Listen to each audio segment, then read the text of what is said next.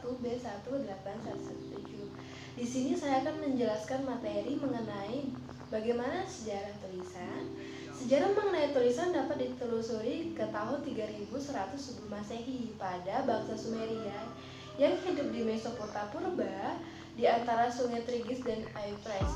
Pada saat itu orang belum memakai tanda atau huruf yang seperti kita pakai sekarang. Mereka cenderung memakai yang dinamakan cuneiform, yakni gambar-gambar yang melambangkan benda atau konsep. Piktograf digoreskan pada tanah liat lalu dirasakan dan disimpan. Tanah liat ini dibakar sehingga goresan-goresan tadi menjadi permanen. Nah, contoh cuneiform dapat kita lihat pada gambar berikut. Cuneiform pada gambar pertama, biasanya orang Sumeria memakai dokumen seperti ini untuk mencatat jumlah ternak yang dikirim ke suatu daerah pemilik dan penerima ternak. Cuneiform dalam bentuk gambar ini sedikit demi sedikit berubah. Mari kita perhatikan gambar kedua.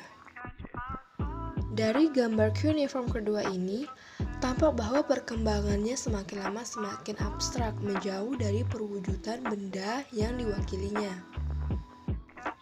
Sementara itu, orang dari Mesir sekitar tahun 3000 sebelum Masehi juga mengembangkan sistem tulisan dengan gambar yang dikenal sebagai hieroglyph, seperti pada gambar ketiga berikut. Perkembangan selanjutnya adalah tulisan yang dinamakan syllabus. Dalam sistem ini, suatu simbol tidak mewakili kata, tetapi mewakili suku kata. Bahasa Jepang dan bahasa Jawa adalah contoh untuk tulisan syllabus.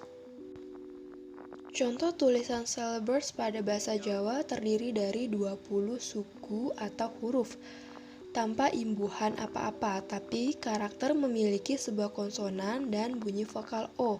Jadi, apabila konsonannya P, maka huruf tersebut dibaca sebagai PO. Bila R, maka diucapkan sebagai RO. Untuk menuliskan kata poro atau para, misalnya kita jajarkan saja huruf P dan huruf R dan sudah terciptakan kata poro. Bila suku kata kedua diubah vokalnya, maka vokal pada suku pertama otomatis menjadi A. Ya, lalu bagaimana perkembangan alfabet pada era ini? Menjelang akhir abad ke-6, alfabet makin banyak bermunculan di kota-kota besar Italia. Pemakaian yang meluas ini memunculkan pula perubahan-perubahan bentuk huruf seperti pada gambar berikut.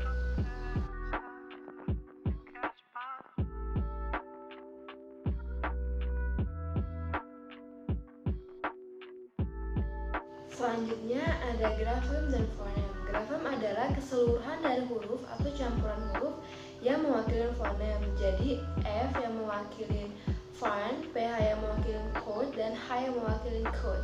Merupakan satu grafem dengan 3 varian atau allograf. Suatu sistem tulisan yang ideal adalah bahwa hubungan antara grafem dan fonem itu 1 lawan 1. Artinya, tiap fonem mewakili satu grafem dengan satu varian. Sebelum diberlakukan ejaan yang disempurnakan, bahasa Indonesia memiliki beberapa fonem yang masing-masing diwakili oleh lebih dari satu grafem.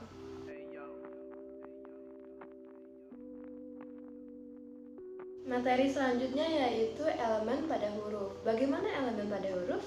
Kalau alfabet Latin kita perhatikan dengan teliti, maka akan kita dapati bahwa tiap huruf sebenarnya terdiri dari elemen-elemen yang sederhana yang diramu dengan berbagai cara. Huruf P, Q, B, dan D misalnya hanya terdiri dari satu garis lurus dan setengah lingkaran. Pada P, lingkaran pada kanan kiri garis dan pada Q di kiri garis. Bentuk huruf tidak selamanya sama. Satu hal yang jelas adalah bahwa bentuk huruf kapital dengan huruf kecil seperti A besar dengan A kecil, B besar dengan B kecil, dan itu merupakan perbedaan yang cukup signifikan. Tidak hanya itu saja, satu huruf yang sama bisa pula bergantung pada huruf yang berbeda.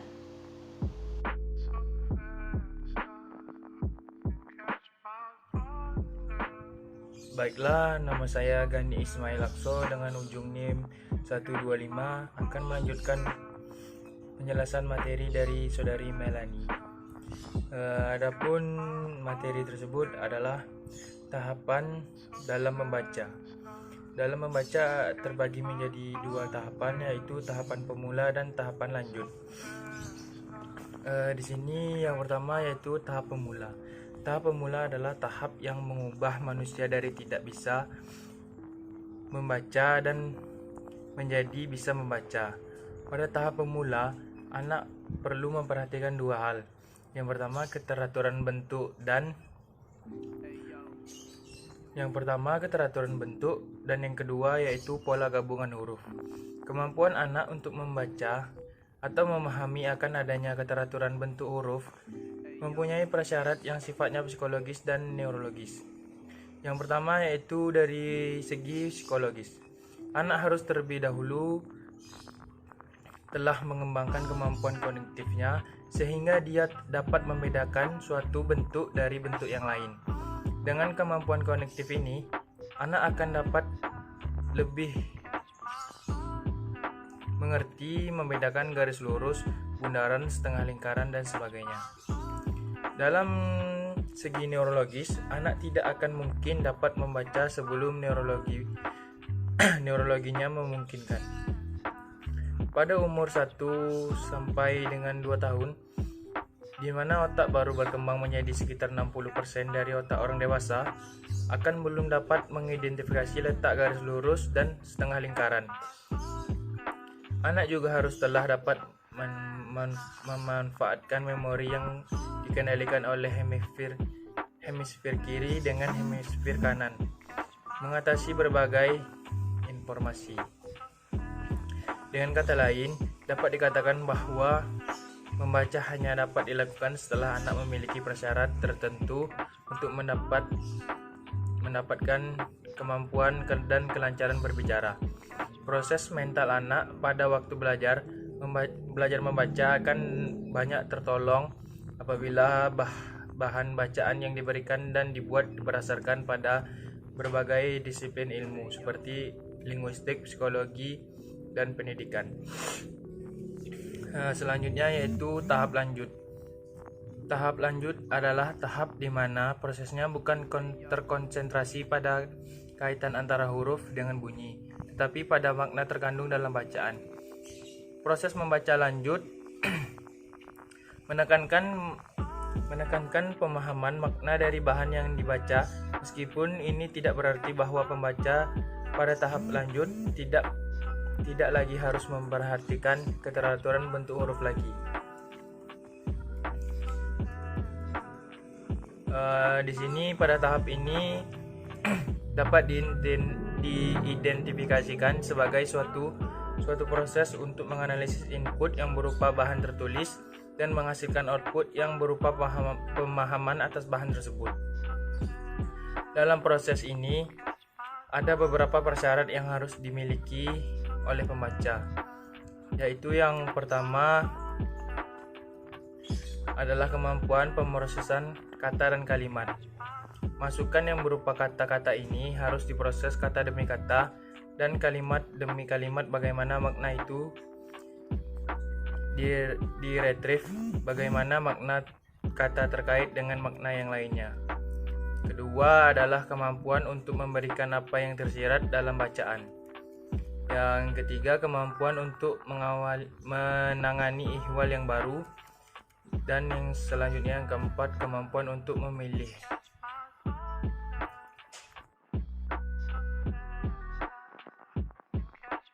Jadi selanjutnya, metode pengajaran. Di dalam metode pengajaran ini ada dua pandangan yang saling bertentangan mengenai proses membaca. Sebagian orang berpandangan bahwa proses membaca itu mulai dari bawah ke atas. Dalam pandangan ini, representasi fonologi dari tiap kata dikumpulkan dengan menerapkan aturan mengenai hubungan antara grafem dan fonem. Hasil dari penjajaran ini kemudian diikuti oleh huruf-huruf bunyi yang lainnya, satu demi satu, sehingga terbentuklah kata. Dari kata kemudian ke frasa, klausa, dan kalimat. Model bawah ke atas ini berasumsi bahwa Rekognisi kata itu tergantung pada informasi yang ada pada stimulus, yakni kata-kata yang terlibat pada cetakan, bukan pada konteks linguistik. Sementara itu ada pula berpandangan yang dasarnya dari atas ke bawah. Cara ini tidak melibatkan fonologi tetapi langsung dari ortografi dari makna. Dari ortografi ke makna. Model atas ke bawah berasumsi bahwa konteks dapat secara langsung mempengaruhi persepsi kita tentang kata yang kita lihat. Bentuk huruf yang beraneka ragam atau yang tidak tertulis dengan jelas tetap saja masih dapat dipahami dengan benar karena konteksnya.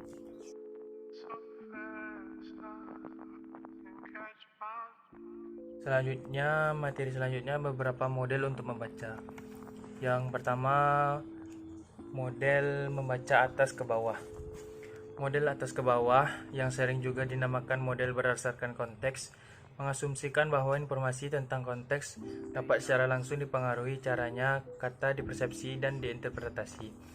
Informasi dari konteks ini menyangkut beberapa hal, yaitu yang pertama adanya pengetahuan mengenai pertama adalah pengetahuan yang bersifat khusus.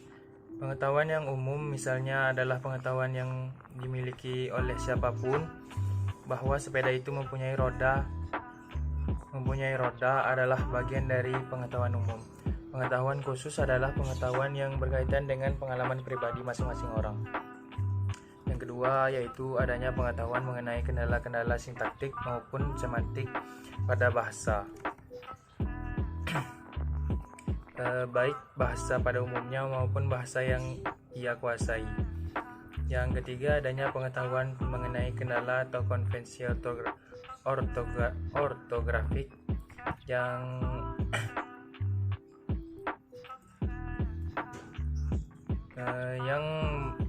berarti seorang pembaca harus telah mengetahui sebelumnya bahwa huruf Q itu selalu diikuti dengan oleh huruf U.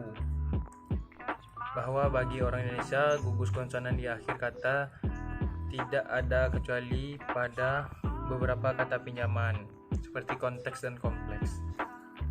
Selanjutnya yaitu model bawah ke atas.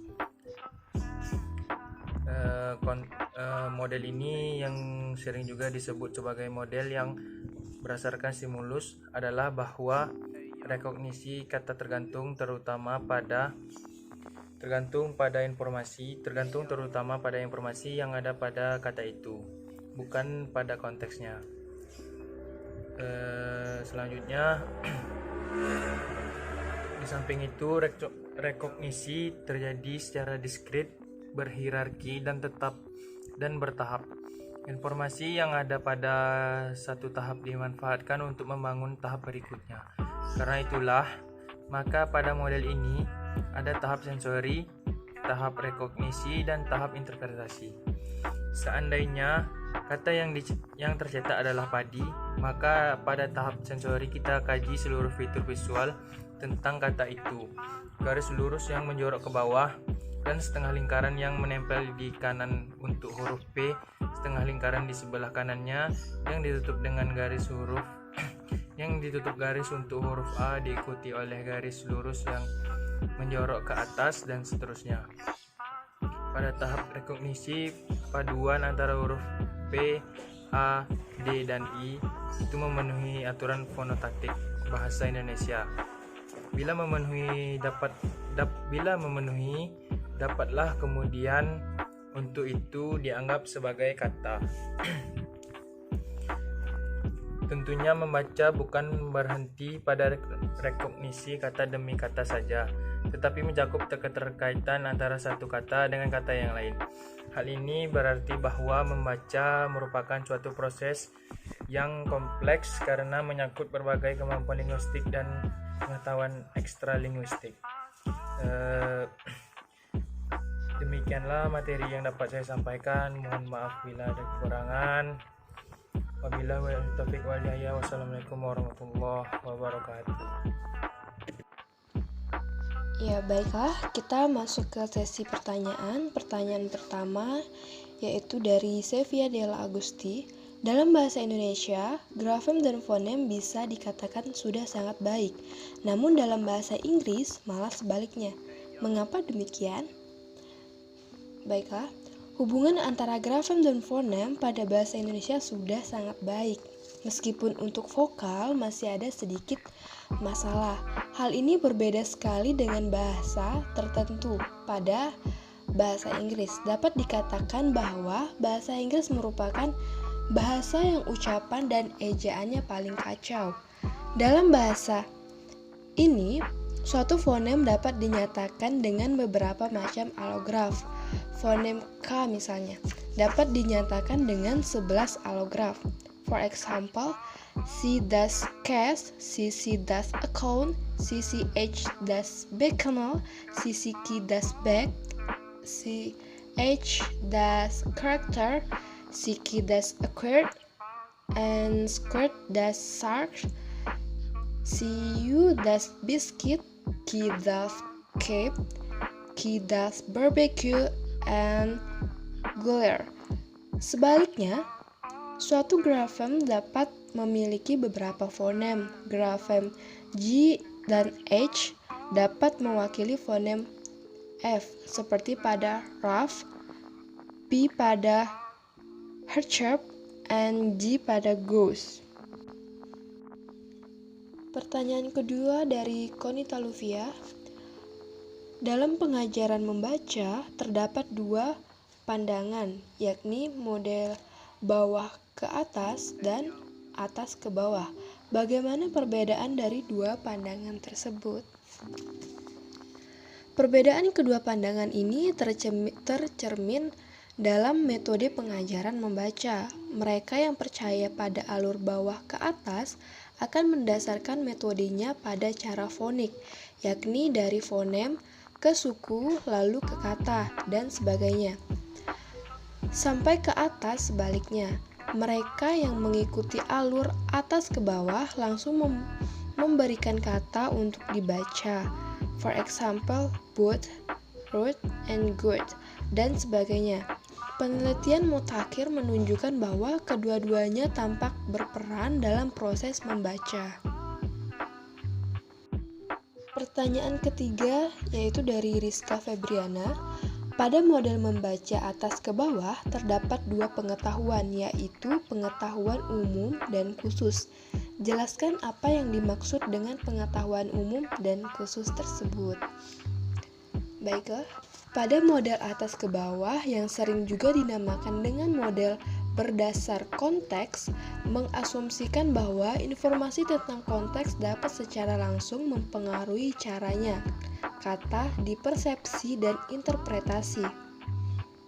Informasi dari konteks ini menyangkut beberapa hal. Yang pertama, adanya pengetahuan yang sifatnya khusus dan pengetahuan yang sifatnya umum. Contohnya, pengetahuan yang dimiliki oleh siapapun bahwa sepeda itu mempunyai roda adalah bagian dari pengetahuan umum. Pengetahuan khusus adalah pengetahuan yang berkaitan dengan pengalaman pribadi masing-masing orang.